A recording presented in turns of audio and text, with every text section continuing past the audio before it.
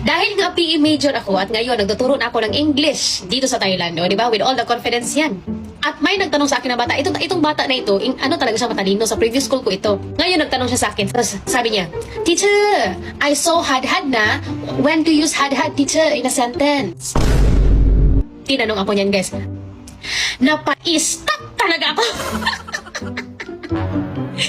Kasi ang alam ko lang naman ay has, have, had. Hindi ko pala alam na may had. Kasi yung alam ko lang naman na had is yung mga kati-kati. Di ba? So, ngayon napa-stop talaga ako, guys. Ang sabi ko talaga, had. Of course. Alam niyo naman kasi, guys, na PE ang tinapos ko. Ang alam ko, mas magaling ako sa matinikling at sa mga karinyusa. Ang reaction ko talaga, guys, sabi ko, wow!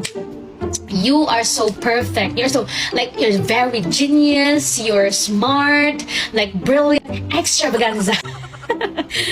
Had. Of course, there is had in English.